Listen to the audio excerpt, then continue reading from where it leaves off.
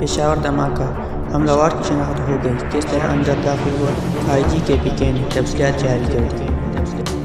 پشاور آئی خبر پختونخوا نے پشاور خودکش حملے کی تفصیلات بتاتے ہوئے کہا کہ خودکش حملہ آور کی شناخت کر لی گئی ہے۔